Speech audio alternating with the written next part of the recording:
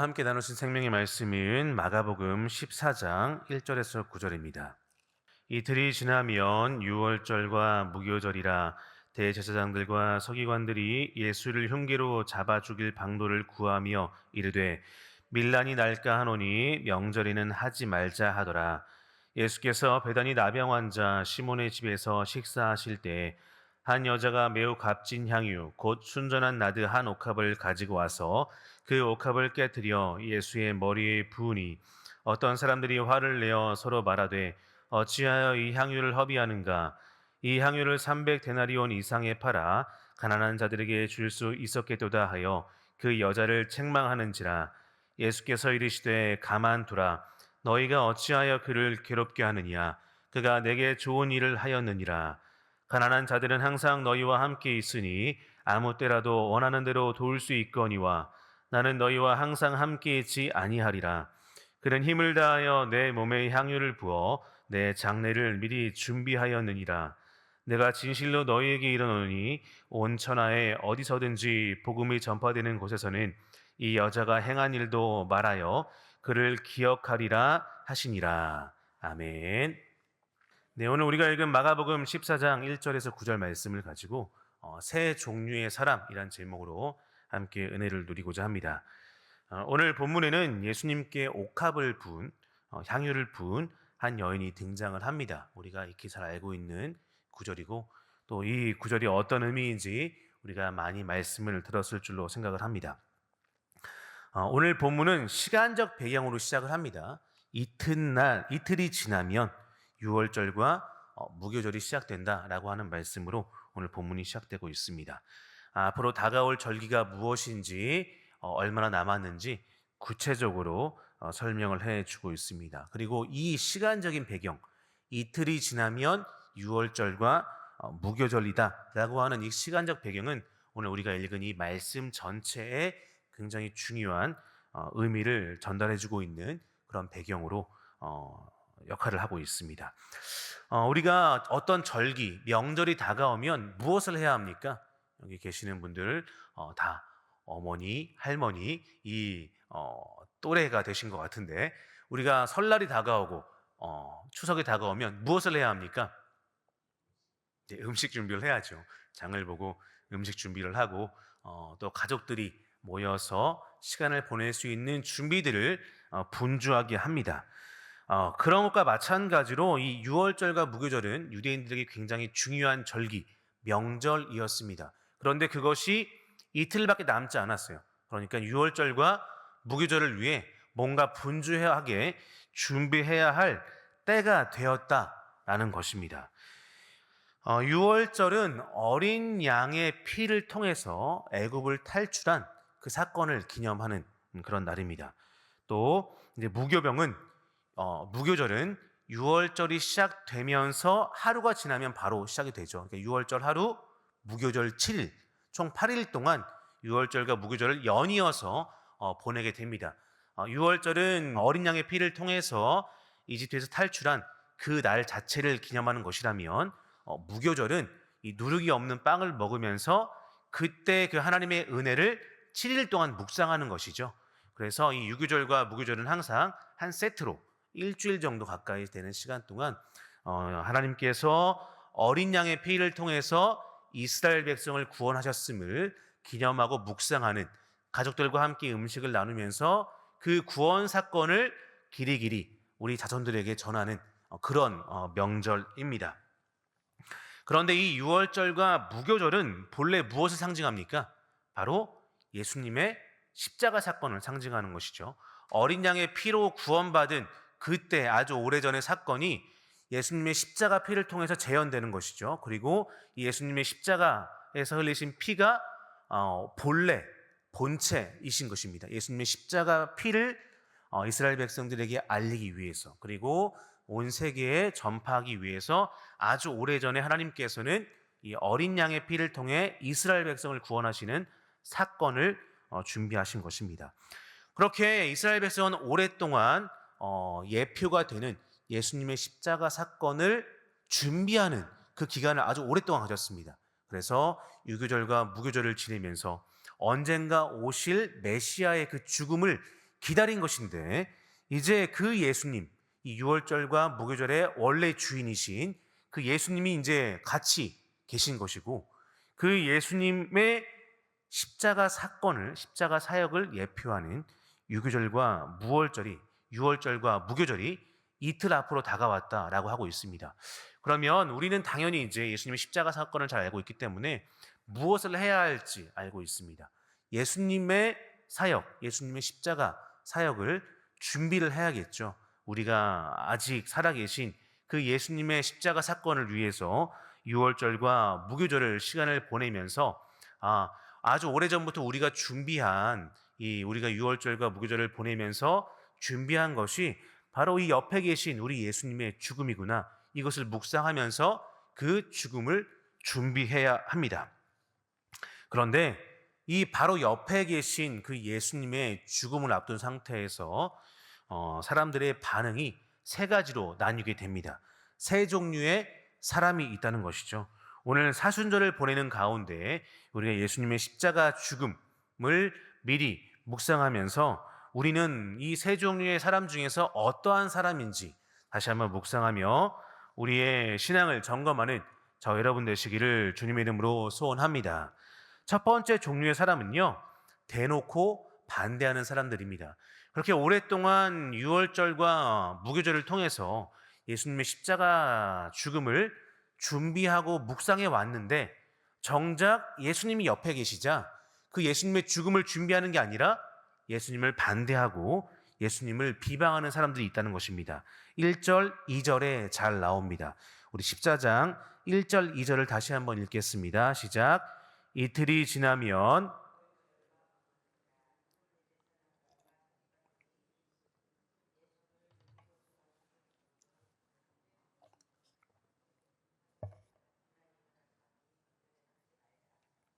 네, 첫 번째 부류의 사람들은 무엇을 하고 있습니까? 예수님을 잡아 죽일 방도를 구하고 있습니다. 그러니까 더군다나 그 주체가 누구예요? 대제사장과 서기관들입니다.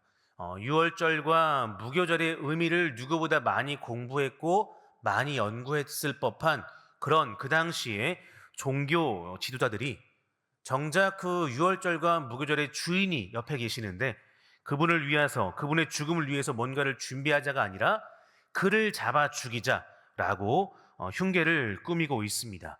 그러면서 그 예수님을 잡아 죽일 계획을 조금 연장시키는데 그 이유가 무엇입니까? 신앙적인 이유도, 신학적인 이유도, 성경적인 이유도 아니라 무엇 때문이에요? 사람들이 밀란을 일으킬까봐 아직은 하지 말고 우리가 곧 예수를 잡아 죽이자라고 흉계를 꾸미고 있습니다. 이들이 유월절과 무교절, 이것이 예수님과 어떤 관계를 갖는지 전혀 모르는 사람이 분명히 아니었을 것입니다. 그들은 평생 율법을 공부한 사람들이었고 평생 성경을 공부하면서 언젠가 오실 메시아를 기다리는 그런 사람들이었습니다. 그런데 정작 그 메시아가 와서 옆에 계시는데 그분의 죽음을 함께 준비하는 것이 아니라 오히려 그를 잡아 죽일, 그래서 본인들의 기득권을 지키기 위한 그런 방책을 논의하고 있는 것입니다. 이들은 대놓고 적대적인 반응을 보인 첫 번째 부류의 사람이었습니다. 유월절의 진짜 주인이신 예수님이 바로 옆에 계심에도 불구하고 오히려 그 예수님의 죽음을 묵상하며 함께 말씀을 가운데 그 죽음의 의미를 묵상하지 않고 오히려 그 예수님을 없애고자 했던 첫 번째 반응, 첫 번째 부류의 사람들이었다라고 할 수 있습니다. 자, 그렇다면 두 번째 종류의 사람들은 누구일까요? 바로 어설픈 지식을 가지고 나아가는 사람들입니다. 이런 모습은 4절과 5절에서 우리가 볼 수 있습니다. 우리 4절, 5절 같이 한 번 더 한 목소리로 읽겠습니다. 시작. 어떤 사람들이 화를 내어 서로 말하되 어찌하여 이 향유를 허비하는가? 이 향유를 300데나리온 이상에 팔아 가난한 자들에게 줄 수 있었겠도다 하며 그 여자를 책망하는지라. 아멘. 이 두 번째 종류의 사람들은 나름 성경을 읽었고 이 성경에서 유월절과 무교절이 어떤 의미인지도 조금 알았던 사람 같습니다. 이들은 예수님께 옥합을 드린, 향유를 드린 여성을 비난했습니다. 그런데 그 비난의 내용을 보면 합리적입니다. 꽤 이치에 맞아 보여요. 왜냐하면 이 아깝게 왜 이걸 예수님의 발에, 예수님의 머리에 다 쏟느냐. 우리 그러지 말고 이걸 팔아서 가난한 사람들을 도와주자라고 하면서 비난을 하죠. 그런데 그 비난의 내용은 바로 예수님의 말씀에 근거한 비난이었습니다. 마태복음 25장 40절을 보면 예수님께서 이렇게 말씀하십니다. 내가 진실로 너희에게 이르노니 너희가 여기 내 형제 중에 지극히 작은 자 하나에게 한 것이 곧 내게 한 것이다 라고 말씀하십니다. 그러니까 이 여성을 비난하는 사람들은 그냥 막무가내로 비난하는 게 아니라 나름 성경의 근거에서 비난하는 것이에요. 예수님 말씀 있지 않냐? 예수님께서 말씀하신 것처럼 이 향유 팔아가지고 우리가 지극히 작은 자, 가난한 사람 도와주자. 그것이 예수님의 말씀에 순종하는 길이다 라고 하면서 예수님의 말씀에 근거해서 이 여인을 비난하고 있습니다. 300데나리온, 우리가 잘 알고 있듯이 일반 사람들의 1년치 월급입니다. 그 1년치 월급을 한 번에 바닥에 뿌려서 없애는 것보다 그것을 가난한 사람들에게 도와주면 훨씬 더 예수님의 말씀을 잘 따르는 것이 아니겠느냐라고 하면서 이 여인의 행동을 비난하고 있는 것이죠. 그러나 예수님께서는 그 여인에 대해서 6절에서 이렇게 평가하십니다. 우리 6절 한 번 더 같이 읽겠습니다. 시작. 예수께서 이르시되 가만두라. 너희가 어찌하여 그를 괴롭게 하느냐. 그가 내게 좋은 일을 하였느니라. 아멘. 예수님의 평가는 이 여인의 행동이 옳다라고 하는 것입니다. 예수님께서는 유월절과 무교절의 주인이시고 이제 이틀밖에 남지 않은 유월절과 무교절, 그 가운데 내가 곧 당하게 될 십자가의 그 죽음을 가장 잘 준비하는 사람이 바로 이 여인이다 라고 하면서 이 여인의 행동에 대해서 정당성을 부여해 주고 계십니다. 그런데 그 여인을 비난하는 사람들은 막무가내의 비난이 아니라 나름대로의 어설프지만 성경적인 지식을 가지고 비난하는 그런 또한 두 번째 종류의 사람이 있다라는 것을 우리가 기억할 필요가 있습니다. 아마 우리는 첫 번째 부류의 사람들보다 두 번째 부류의 사람에 속할 가능성이 크지 않을까 생각을 합니다. 여기 나오신 분들이라면 예수님을 반대한다거나 예수님의 말씀에 대해서 거부한다거나 그러는 사람은 아무도 없으실 겁니다.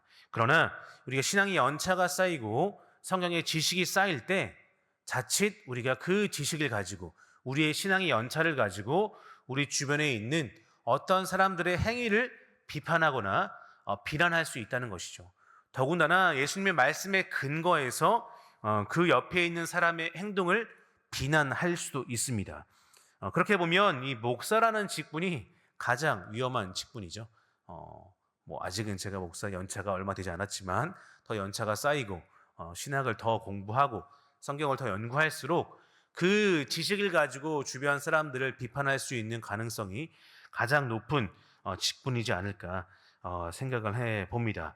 만일 제가 오늘 본문의 현장에 있었다면 저도 이 사람들처럼 이 여인의 행동에 대해서 비난하지 않았을까. 왜냐하면 이 비난하는 사람들이 합리적이고 나름 이유가 있고 더군다나 예수님의 말씀에 근거해서 비난하기 때문에 저도 아마 이 부류에 속하지 않았을까 조심스럽게 생각을 해봅니다.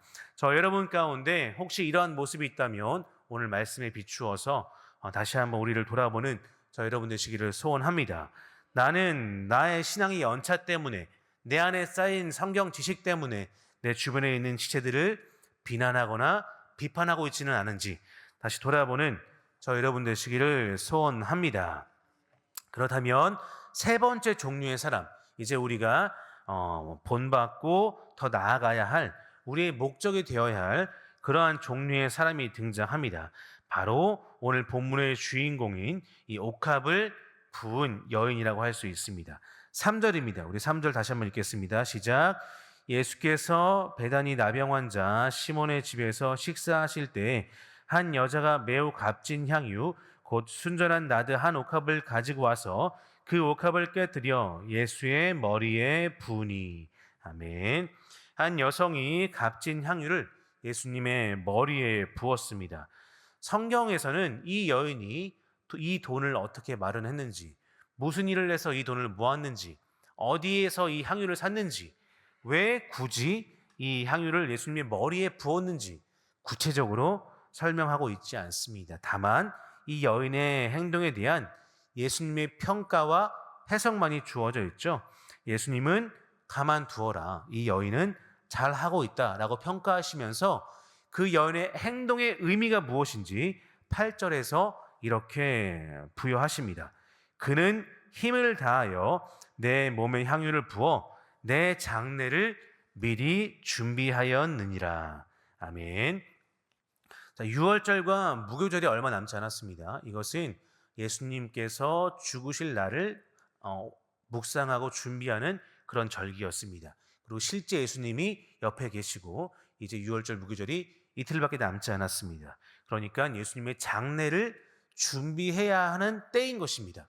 그런데 예수님의 장례를, 예수님의 십자가 죽음을 준비하는 사람들은 아무도 있지 않고 이 여인 한 사람만이 예수님의 십자가 죽음을 준비하고 있는 것입니다. 대제사장과 서기관들이 발벗고 나서서 예수님의 십자가 죽음을 준비해야 했음에도 불구하고 그들은 오히려 예수님을 대놓고 대적하고 반대하는 첫 번째 불의의 사람들이 되었고, 또 예수님 주변에 있는 수많은 사람들은 이 정작 가장 잘하고 있는 이 여인을 비방하는 사람들이 되었습니다. 이 여인만이 예수님의 장례를 미리 준비하고 있는 것입니다. 그 여인이 최선을 다해 예수님의 장례를 준비하자 예수님께서는 그녀의 행동을 두고두고 기리면서 나의 죽음과 이 여인의 행동을 기념하라고 말씀하고 있는 것입니다.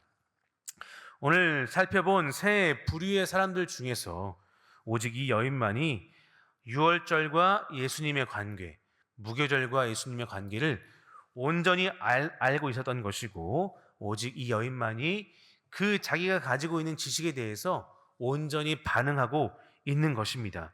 온전한 지식과 온전한 헌신, 그것을 보여주고 있는 이 여인의 모습을 통해 우리 또한 온전한 지식과 온전한 헌신으로 나아가는 믿음의 사람들 다 되시기를 주님의 이름으로 축복합니다. 이 여인에 대한 평가를 좀 더 정확히 알려면 이 동일한 사건을 기록하고 있는 요한복음 12장을 우리가 참고해야 합니다.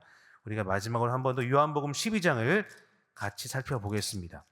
신약성경 167페이지 가시면 요한복음 12장이 있습니다.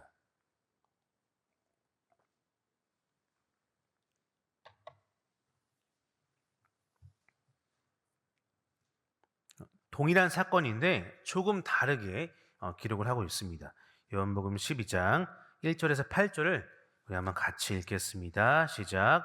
유월절 엿새 전에 예수께서 베다니에 이르시니 이곳은 예수께서 죽은 자 가운데서 살리신 나사로가 있는 곳이라. 거기서 예수를 위하여 잔치할세 마르다는 일을 하고 나사로는 예수와 함께 앉은 자 중에 마리아는 지극히 비싼 향유 곧 순전한 나드 한 근을 가져다가 예수의 발에 붓고 자기 머리털로 그의 발을 닦으니 향유 냄새가 집에 가득하더라. 제자 중 하나로서 예수를 잡아줄 가룟 유다가 말하되 이 향유를 어찌하여 300데나리온에 팔아 가난한 자들에게 주지 아니하였느냐 하니 이렇게 말함은 가난한 자들을 생각함이 아니요 그는 도둑이라 돈깨를 맞고 거기 넣는 것을 훔쳐 가미러라. 예수께서 이르시되 그를 가만두어 나의 장례할 날을 위하여 그것을 간직하게 하라. 가난한 자들은 항상 너희와 함께 있거니와 나는 항상 있지 아니하리라 하시니라. 아멘. 동일한 내용인데 굉장히 약간 다른 그런 모습을 기록을 하고 있는 것을 우리가 알 수 있습니다. 마가복음에서는 한 여자로 표현된 이 여성이 마르다의 자매인 마리아로 표현되어 있습니다.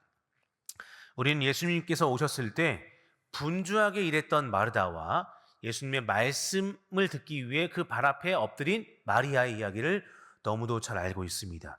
마리아는 예수님이 한창 사역을 하실 때 마르다가 막 열심히 분주하게 일했던 것과 대조적으로 예수님의 말씀을 듣는데 집중했습니다. 그 마리아는 이제 예수님의 죽음을 앞둔 마가복음 본문에서는 무엇을 하고 있습니까? 오히려 가만히 앉아서 말씀을 듣는 것이 아니라 모든 사람의 비난을 무릅쓰고 자기가 준비한 향유를 예수님께 붓고 있습니다. 이런 내용들을 종합해 보면 마리아는 예수님에 대해 잘 알고 있었고 상황에 맞는 헌신을 보여주고 있는 것이에요. 예수님의 말씀을 들어야 할 때는 누가 뭐라 해도, 자매 마르다가 뭐라 해도 예수님의 말씀을 듣는 것에 집중을 했고, 이제 예수님을 위해서 뭔가를 행해야 할 때는 주변 제자들의 어떠한 비난에도 무릅쓰고 예수님께 향유를 부으면서 행동을 하고 있습니다. 말씀을 들어야 할 때는 말씀을 듣고 있고, 행동을 해야 할 때는 행동을 하고 있는 것이 바로 이 마리아의 모습인 것입니다. 이 모습이 저와 여러분의 모습이 되어야 할 줄로 믿습니다. 우리가 예수님의 말씀에 엎드릴 때를 알고 예수님의 말씀 가운데 귀 기울이며 나가야 할 그런 때가 있다고 한다면, 또 어떤 때는 우리가 그 말씀에 근거하여 누가 뭐라 하더라도 그 말씀에 근거하여 우리 믿음의 행동을 할 때가 있어야 한다는 것입니다. 이 마리아처럼 저 여러분 하나님의 말씀을 온전히 깨닫고 온전히 읽고 온전히 공부해서 주님께서 원하시는 그때에 우리가 온전한 행동으로 나아가는 저 여러분 되시기를 소원합니다.